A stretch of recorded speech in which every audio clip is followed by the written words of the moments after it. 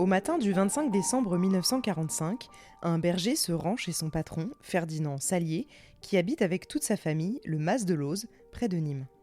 Dans le calme du réveillon, il est persuadé d'avoir entendu des coups de feu. Il découvre Ferdinand mort et à l'intérieur de la bâtisse, un bain de sang. Sa femme et 2 de ses enfants sont morts. La petite dernière survit de justesse, mais gardera des séquelles de ce drame toute sa vie. Près d'1 an après le massacre, la brigade de police de Montpellier n'a toujours aucune piste sérieuse et l'affaire s'enlise irrémédiablement. Je suis Camille Debreuil et je vous raconte aujourd'hui les crimes oubliés du Mas de Looz.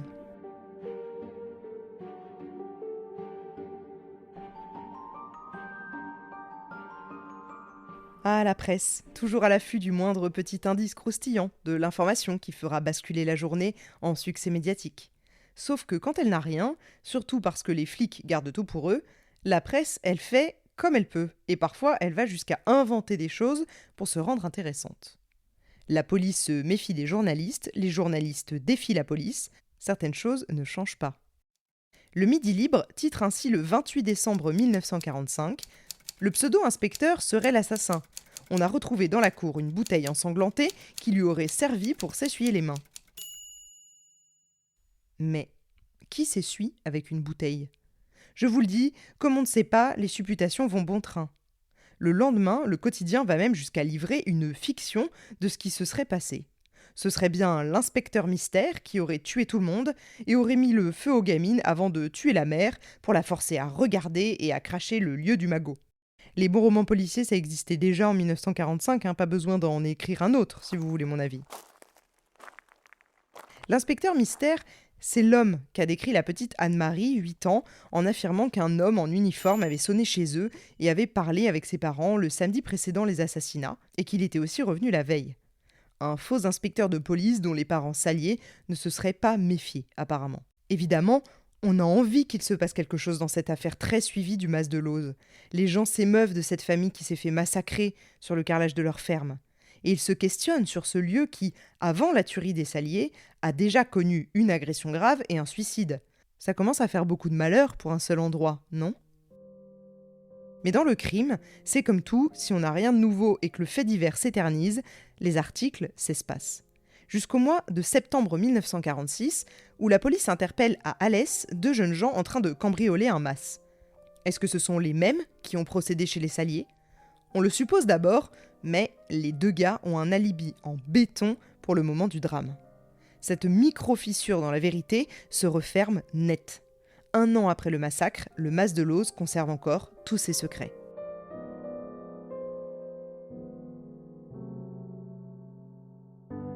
Dans ce genre d'enquête, le temps parfois s'allonge jusqu'à faire oublier les victimes et leurs assassins qui souvent courent toujours. L'espoir de mettre la main dessus s'amenuise chaque jour un peu plus jusqu'à ce qu'on perde complètement espoir. Certaines affaires seront classées ainsi, sans suite, cold case durant de longues années. Et puis au moment où on s'y attend le moins, et par le plus grand des hasards, un détail surgit. Une arrestation quelconque, une rencontre, un indice qu'on avait oublié dans un coin. C'est exactement ce qu'il se passe dans cette affaire. Il faut attendre début juin 1947, soit 1 an et demi après les faits, pour que la solution fasse surface. Et cette solution, elle arrive par la petite porte. Par des faits tout bêtes, des faits qu'il va falloir relier entre eux, point par point, pour que le pattern se dessine. Depuis plusieurs semaines, on a constaté des vols d'artichauts dans certains jardins des marchés nîmois. La police du coin met donc en place une surveillance discrète, persuadée que ce sont peut-être des gamins à l'origine des vols. Mais les différentes filatures permettent d'appréhender un homme, un vrai, pas un enfant. Marius Rodeya, un gaillard âgé de 29 ans et père de 2 enfants, qui tient un comptoir de légumes aux Halles de Nîmes. Les policiers l'arrêtent et trouvent déjà que sa conduite est bizarre et ses réponses complètement incohérentes. Décidément, il n'a pas l'air clair, ce Marius. Alors, il décide d'aller plus loin et de perquisitionner son domicile, au numéro 27 de la rue Pavée à Nîmes. Bien sûr, la police cherche des artichauts. Jusque-là, vous vous dites que ça n'a absolument rien à voir avec le Mas et sa tuerie à Noël 1945. Sauf que, chez Marius Rodeya, on ne trouve pas d'artichauts. En revanche, dans la cave, on retrouve une mitraillette Stengun 8 mm, du même calibre que celle utilisée au Mas de Looz et qui contient encore une balle enrayée dans le canon. Alors ni une ni deux, les policiers somment Rodeya de s'expliquer, parce que la mitraillette dans la région, on l'a pas oubliée. On est en 1947, l'ADN, on n'en parle pas, même s'il y avait eu des traces de sang qui appartiennent à quelqu'un d'autre que des membres de la famille, on ne le saurait pas le moins du monde. Non, clairement, jusque-là, la balistique est peut-être le seul indice valable pour retrouver le monstre qui a fait ça. Mais alors, de là à tomber nez à nez avec l'arme du crime chez un parfait inconnu qui vend des légumes, c'est plus que de la chance. C'est un miracle. Et quand le gars se met à parler, les planètes s'alignent.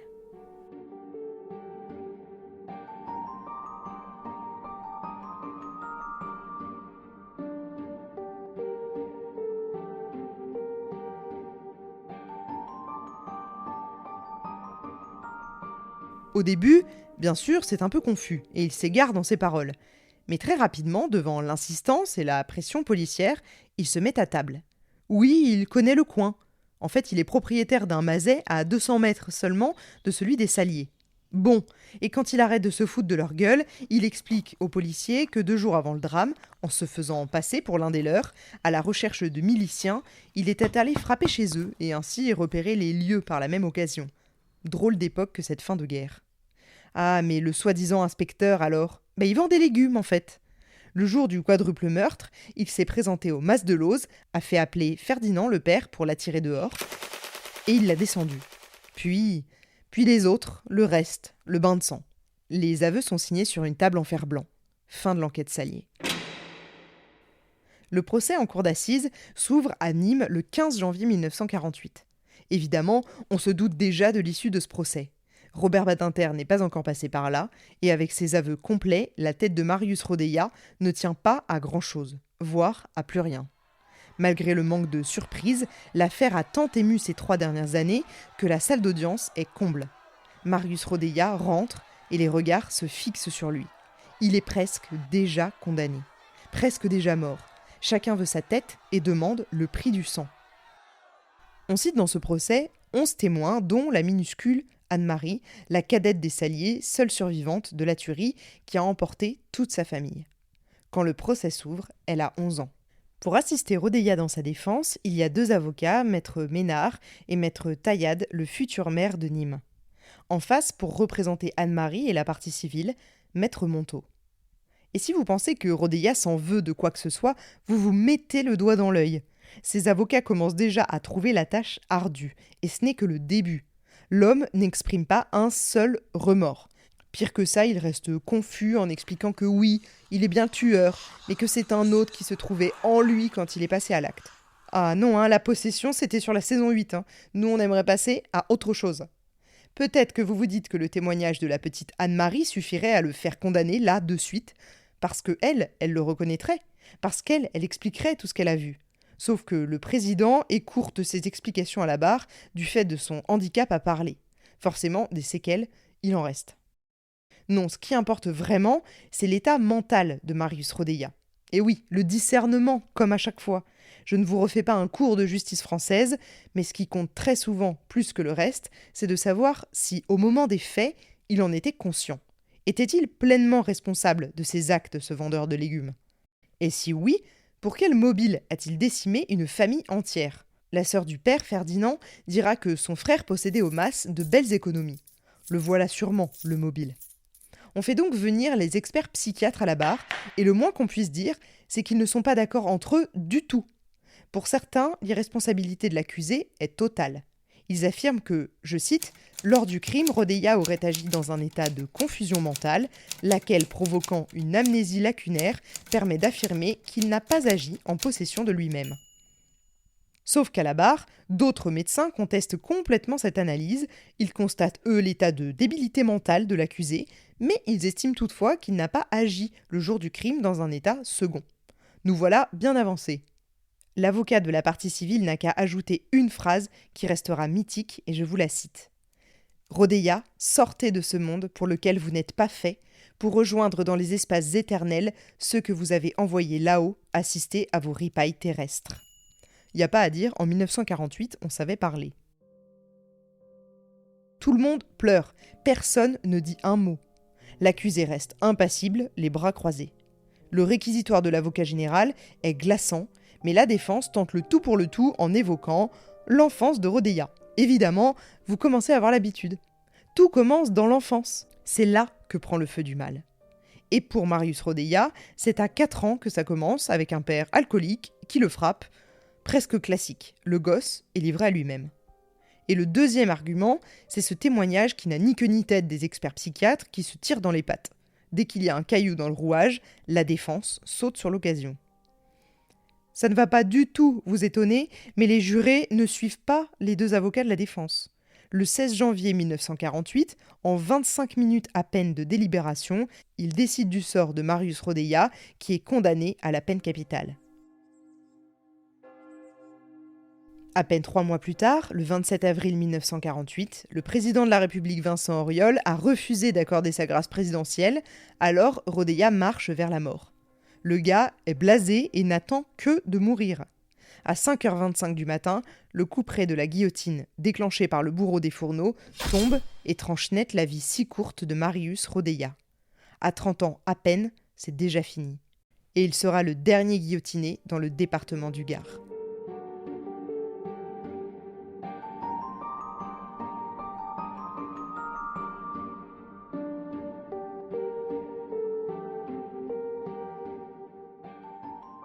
Il va falloir qu'on fasse une avance rapide dans le temps pour se retrouver, vous et moi, en 1982.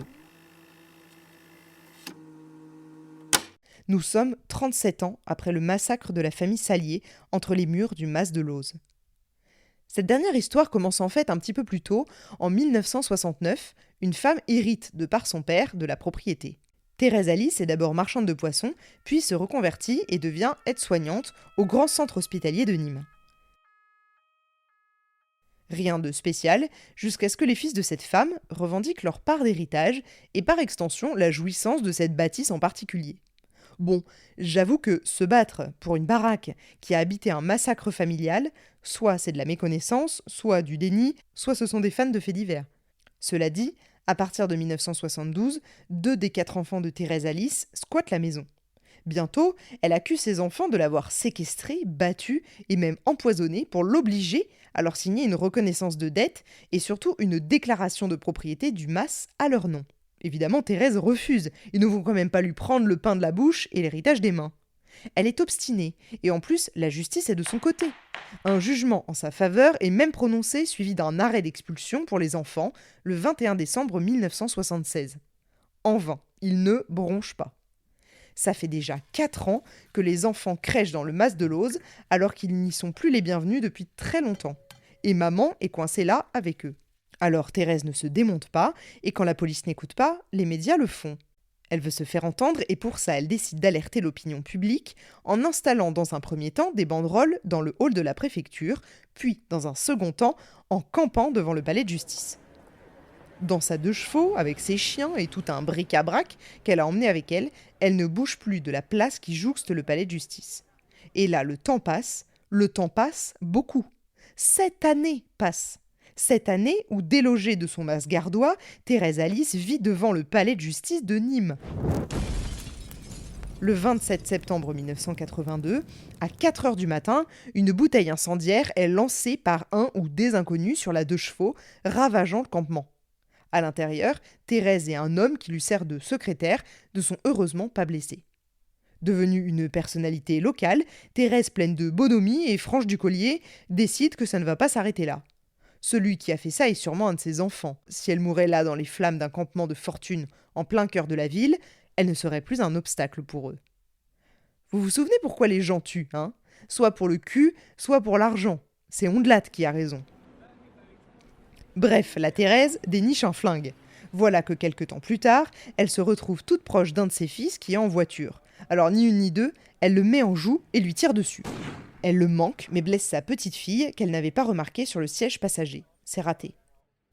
Cette histoire commence à prendre des proportions ubuesques, alors quand même avec une tentative d'assassinat sur la protagoniste principale et un dommage collatéral avec cette gamine blessée, la justice accélère. Il était temps.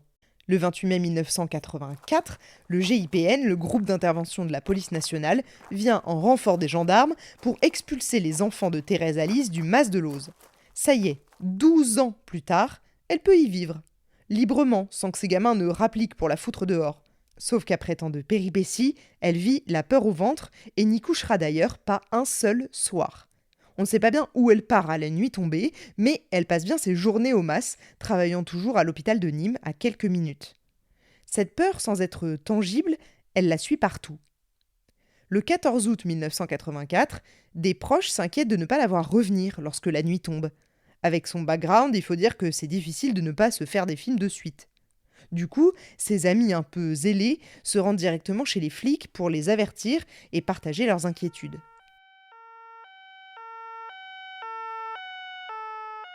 À 21h, les gendarmes se rendent eux-mêmes dans la banlieue nîmoise et frappent à la porte du Mas de Looz, isolé au fond de son impasse. Personne ne répond. Pas un bruit, si ce n'est celui des grillons qui démarrent leur fanfare quotidienne. La porte est ouverte, ils pénètrent donc à l'intérieur. La pauvre femme est bien là, dans la maison. Elle baigne dans une mare de sang et gît sur le carrelage glacé. Sa gorge a été tranchée à coups de pelle.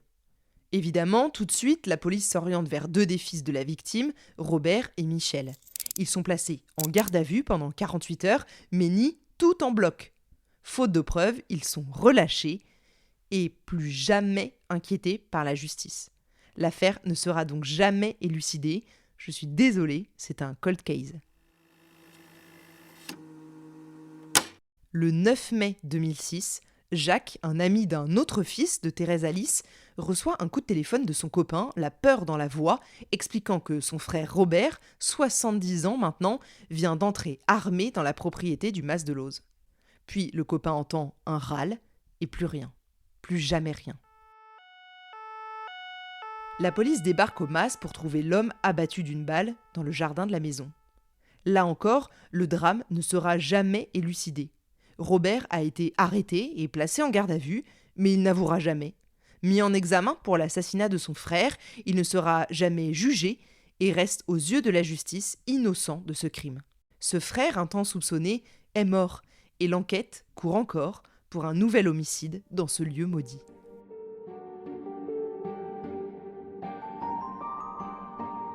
Cinq faits divers pour un seul lieu. Et peut-être y en a-t-il encore eu d'autres dont on n'a pas connaissance. Avouez que cette affaire fait froid dans le dos, car j'imagine très bien ce qu'on peut ressentir dans un lieu tel que celui-ci, chargé d'histoires dramatiques et d'un siècle d'enquêtes ouvertes où plane la mort dans chaque pièce. Alors, malédiction ou pas malédiction ? C'est à vous d'en juger en votre âme et conscience. Moi, j'ai mon opinion. J'espère que cette nouvelle saison de Crimes oubliés vous a plu. N'hésitez pas à me soutenir en laissant un avis sur Apple Podcast, 5 étoiles sur vos plateformes d'écoute préférées et surtout en parlant autour de vous. On se retrouve la semaine prochaine pour déterrer ensemble un nouveau crime oublié.